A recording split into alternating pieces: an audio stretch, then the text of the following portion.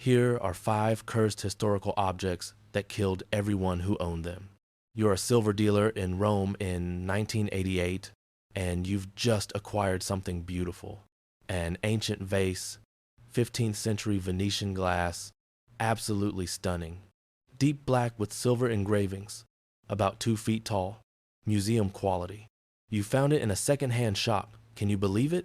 The previous owner practically gave it away, seemed desperate to get rid of it. You don't ask why. You should have asked why. This is the Basano Vase, and it has a body count that would make a serial killer jealous. According to legend, it was crafted in Bassano del Grappa, a small Italian village, as a wedding gift for a young bride in 1475. On her wedding night, she held the vase in her hands, admiring its beauty, when she suddenly collapsed and died. The vase fell from her hands but didn't break. It never breaks. That's the first red flag. The vase passed to her family, who locked it away. But eventually, it was sold. The next owner died within months, then the next, then the next. Every single person who owned the Basano vase died under mysterious circumstances, sudden illnesses, unexplained accidents. One guy just dropped dead while holding it. The pattern was undeniable. By the 1700s, the vase had such a reputation that it came with a note, "Beware. This vase brings death. Not handled with care or fragile. Just straight up, this will kill you." But you're a rational, modern person in 1988. You don't believe in curses. So you take the vase home and display it in your shop. 3 months later, you're dead. Heart attack, completely unexpected, no previous health issues. Your family sells the vase quickly to a physician. He dies within the year. His family sells it to a surgeon. The surgeon dies. His family practically throws the vase at the next buyer, a pharmacist. The pharmacist lasts 4 months before dying in his sleep. By now, people are starting to notice the pattern. This vase has killed 4 people in rapid succession, all documented, all verified. The pharmacist's family is terrified. They don't want to sell it and risk killing someone else, but they also desperately want it out of their house, so they do the only logical thing. They throw it out a window. The vase sails through the air and lands on the street below. It doesn't break. Of course, it doesn't break. The police are called about the dangerous object being thrown from a window.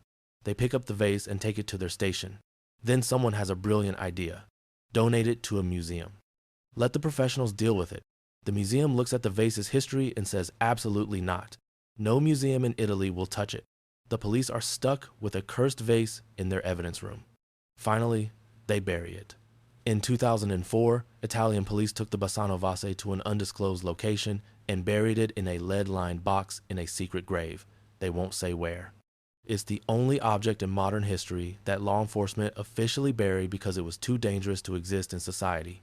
Somewhere in Italy, there's a beautiful black vase in a box underground, waiting for some unfortunate archaeologist to dig it up in a few centuries. The curse continues, just on pause. Let's move to England in the 1960 seconds for a painting that really didn't like fire safety regulations. You're a British firefighter in the 1980 seconds, and you're walking through the charred remains of yet another house fire. Total loss. Everything burned. Furniture reduced to ash. Family photos destroyed. Walls blackened. But there, sitting in the middle of the devastation, completely untouched by the flames, is a painting. A portrait of a crying boy. His little face covered in tears, staring at you from the wreckage. This is the 3rd fire this month where you found this exact same painting intact. The crying boy painting wasn't one painting, it was thousands of mass-produced prints by an artist named Bruno Amadio, sold cheaply in stores across Britain in the 1950 seconds and 60 seconds. Supposedly, Amadio painted a series of crying children, including one boy who was an orphan whose parents died in a fire. The artist was obsessed with the kid's tragic expression. The kid reportedly told Amadio, "You and your paintings will burn," then ran away. Shortly after, Amadio's studio burned down. All his paintings were destroyed except the portraits of crying children. First, red flag. The prints became wildly popular. Working class families bought them to hang in their homes. Then the fire started. In 1985, a British tabloid ran a story about a couple whose house burned down but the crying boy painting survived without even smoke damage. then another family, then another. Firefighters across Britain started noticing the pattern, house after house burning down, and in the wreckage, this crying child staring up at them, untouched. The tabloid investigated and found over 50 documented cases of houses burning down where the crying boy painting survived intact. Not singed, not smoke-stained, perfect. One firefighter was quoted saying he refused to enter homes that had the painting hanging because he assumed they'd eventually burn. Another said he wouldn't let his daughter bring one into his house. The painting became synonymous with house fires. The scientific explanation is that the paintings were printed on flame-resistant paper and had a fire-retardant coating, which is why they survived fires that destroyed everything else. But that doesn't explain why homes with these specific paintings seem to catch fire at such high rates. Statistical anomaly? Mass hysteria? Actual curse? Nobody knows. The British public panicked. People started burning their crying boy paintings, which created the delightful irony of starting fires to destroy a painting that caused fires. The tabloid organized a mass burning event where readers could bring their cursed paintings to be destroyed. Thousands showed up. They made a bonfire of crying children, which sounds like a sentence that should never be written, yet here we are. But some of the paintings survived even that. People threw them into the bonfire and watched them refuse to burn while everything around them was consumed. Eventually, they had to tear them into pieces before they'd catch fire. To this day, there are still crying boy paintings in British homes. Some people keep them deliberately, daring the curse. Others have no idea the print on their wall has a body count. If you're in Britain and you have a crying boy painting, might want to update your fire insurance. Now let's travel to the Alps for a mummy that really didn't appreciate being disturbed. You're Rainer Henn, a forensic pathologist in Austria, and in 1991, you're called to examine something extraordinary. Two hikers have found a mummified body in the Ötzi Alps, naturally preserved in ice for over 5,000 years. This is the oldest natural human mummy in Europe, an intact Stone Age man complete with clothes, tools, and weapons. You're going to be famous. You'll be in textbooks. Your name will be associated with one of archaeology's greatest discoveries. They name him Ötzi the Iceman. You help extract his body from the ice, carefully preserving every detail. You examine him, study him, catalog every aspect of his ancient life and death. You're meticulous, professional, excited. You have no idea you've just signed your own death warrant. Within a year of Ötzi's discovery, people involved with the mummy start dying. You first. Rainer Henn dies in a car accident while traveling to a conference to discuss Ötzi. Head-on collision on a mountain road, almost the exact same location where Ötzi was found. Just bad luck, everyone says. Nobody mentions curses. This is science. Then Helmut Simon, the hiker who discovered Ötzi, dies during a hiking trip in 2004. He falls in a ravine and freezes to death the same way Ötzi likely died 5,300 years ago. The coincidence is noted but dismissed. Hikers die in the Alps all the time. Happens? Then Dieter Warnecke, the head of the mountain rescue team that retrieved Simon's body, dies of a heart attack. An hour after Simon's funeral. 1 hour. At this point, people start using the word curse more openly, but scientists insist it's just statistical coincidence. Then Konrad Spindler, the archaeologist who first examined Ötzi, dies of complications from multiple sclerosis. Before he died, he joked about the curse, saying, "I think it's a load of rubbish, but if it's true, I'll be next." He was next. Then Helmut Simon's widow dies in a car accident. Then Tom Loy, a scientist who studied Ötzi's DNA, dies of a hereditary blood disease. Then Friedrich Unterkichler, who helped remove the body from the ice, dies of a heart attack. 7 people directly involved with Ötzi's discovery and study, all dead within 13 years. The odds of this being coincidence are getting really, really small. The most disturbing death is Rainer Henn's, the first victim. After your fatal car crash, it comes out that you'd been receiving threatening letters warning you to leave the cursed mummy alone. You ignored them because you were a scientist, and scientists don't believe in curses. Your body was found in the exact position Ötzi's body was found, face down, arm bent at the same angle. Some people think this is just how bodies fall. Others think Ötzi wanted you to know it wasn't a coincidence. The official position is that there's no curse. 7 deaths among the hundreds of people who've worked with Ötzi is statistically normal, but they've stopped publicizing who works on the mummy. The researchers who currently study Ötzi don't like their names being public, just in case.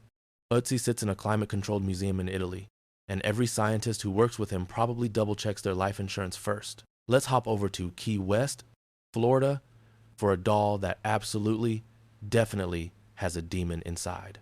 You're a tourist visiting the Fort East Martello Museum in Key West, and you see him, Robert the doll. He's about 3 feet tall, made of cloth, stuffed with straw. He's wearing a little sailor suit. His face is wrong. The expression, the eyes. Something about this doll makes your skin crawl. There's a sign next to him. Please ask Robert's permission before taking his photograph. If you don't, you will be cursed. You laugh. It's a doll. You pull out your phone and take a picture without asking. Big mistake. Robert the doll was made in 1906 and given to a boy named Robert Eugene Otto by his family's Bahamian servant. According to legend, the servant practiced black magic and cursed the doll as revenge against the family for mistreating her. Young Robert loved the doll, named it after himself, and talked to it constantly. That's normal kid behavior. What's not normal is when the doll talks back and people hear it. The family reported hearing childish giggling coming from Robert's room when he was alone with the doll. They'd hear 2 voices conversing, furniture would move, items would disappear. When asked who was responsible for the chaos, young Robert would say Robert did it, meaning the doll, not himself. His parents believed him. They'd seen the doll move. They'd heard it speak. They tried to throw it away. It kept coming back. Robert kept the doll into adulthood, setting up a room in his house specifically for it. After Robert Otto died, the house was sold, and the new owner's daughter found the doll in the attic. She immediately started screaming that the doll was alive, that it wanted to kill her. She's now in her 60 seconds and still won't talk about it, says the doll tortured her. The doll was eventually donated to the museum in 1994. Now here's where it gets weird. The museum receives dozens of letters every year from people begging Robert's forgiveness. People who photographed him without permission and then experienced a series of unfortunate events, job losses, relationship breakdowns, accidents, illnesses. They write apologizing, asking Robert to lift the curse. The museum keeps these letters on display. There are hundreds of them. Staff refuse to be alone with Robert. They report hearing footsteps in the room when it's empty. Security cameras catch unexplained movement. One security guard quit after claiming the doll's expression changed on camera from neutral to smiling to angry, cycling through emotions. Multiple psychics have declared the doll is possessed or haunted. One tried to exorcise it and said the entity inside was too powerful. You, the tourist who took the photo without permission, within a week, you're emailing the museum apologizing to Robert. Your flight home got canceled. Your luggage was lost. You twisted your ankle. Your car got towed. Your relationship ended. Is it the curse or just a really bad week? You don't care. You're not taking chances. You apologize to the doll like a crazy person and promise to visit again and ask properly next time. Robert sits in his glass case in Key West, surrounded by apology letters and security cameras that definitely don't catch him moving when nobody's looking. Definitely not. Finally, let's visit Nepal for a statue with very specific body count preferences. You're a British collector in the 1,970 seconds, and you've acquired something rare, an ancient statue of a female figure from the Lemb region of Cyprus, dating back to around 3,500 BCE. Nearly 6,000 years old. Beautiful. Priceless. Cursed? Well, let's see. The statue's first recorded owner was Lord Elfont, who owned it for 6 years before dying suddenly along with his entire family. Every single one. Then it was passed to Lord Thompson Noel and his family. They all died within 4 years. Then it went to Sir Alan Beaverbrook. His wife and 2 daughters died shortly after, though he survived probably because he got rid of the statue immediately after they died. Learning curve on this guy, the pattern is clear and horrifying. The statue doesn't kill its owners. It kills their families. Specifically, it seems to target women and children in the household while letting the actual owner survive just long enough to realize what they've done by bringing it home. It's like a curse designed for maximum psychological torture. You don't just die, you watch everyone you love die first, knowing it's because you bought a pretty statue. After Beaverbrook, the statue disappeared from records for decades. It probably passed through several hands, leaving a trail of dead families that weren't documented or connected. Then it resurfaced in the 1972nd when a collector purchased it. His wife developed a mysterious illness immediately. His teenage daughter died in a car accident. His younger daughter started having seizures. He realized what he'd bought and donated it immediately to a museum. The Royal Scottish Museum, now National Museum of Scotland, accepted it in the 1972nd with full knowledge of its history. They put it in a secure display case with a detailed information card explaining that the statue was believed to be cursed and listing its death toll. Museum attendance spiked. People came specifically to see the death statue. The museum has never reported any incidents, probably because the statue only kills families of owners, not random museum visitors. Or maybe the curse is just waiting. The woman from Lemb Statue, as it's officially called, remains on display in Edinburgh. It's made of limestone, about 14 inches tall, representing a cross-armed goddess or female fertility figure. Archaeological studies show it was used in ancient death rituals, which might explain the curse objects used in death magic tend to accumulate death energy. Or maybe it's just old and weird looking and people invented a curse to explain tragic coincidences. Either way, museum staff don't take it home. The most disturbing detail? Several museum staff over the years have reported dreams about the statue. Always the same dream. The figure comes alive and walks through the museum looking for children. They wake up in cold sweats and request transfers to different departments. The museum considers this an urban legend and not credible. But they also don't assign anyone to work with the statue long term. Funny that. So there you have it. 5 cursed objects with documented body counts. A vase buried by Italian police because it killed too many people. A mass-produced painting that survived thousands of fires while everything around it burned. A 5,000-year-old mummy that killed 7 researchers who disturbed him. A demon doll in Florida that demands permission before photographs. And an ancient statue that systematically murders the families of anyone who owns it.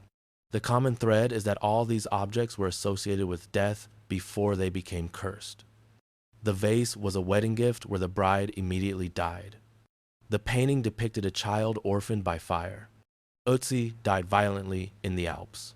Robert belonged to a practitioner of death magic. The Lemb statue was used in death rituals. It's like they absorbed death and started radiating it back. The rational explanation is selection bias and confirmation bias. We remember the times the cursed object was present when something bad happened and ignore all the times nothing happened. Thousands of people owned Crying Boy paintings and their houses never burned. Hundreds of researchers worked with Ötzi and lived long, healthy lives. But the human brain loves patterns, and deaths connected to specific objects make great patterns. The irrational explanation is that some objects can become cursed through violent death, dark rituals, or sheer accumulated tragedy. That objects can carry psychic energy, especially when associated with death. That the physical world and the spiritual world intersect in objects that have witnessed too much horror, and that you should probably not bring home any ancient artifacts, mass-produced paintings of crying children, dolls with wrong expressions, or vases that have killed everyone who's ever owned them. Which one freaked you out the most? The buried vase, the talking doll? Let me know in the comments. And please, for the love of everything holy, don't go buy any of these objects on eBay. As always, thank you very much for watching. My name is Dr. Hollowstone, and I am really smart. Until next time, farewell.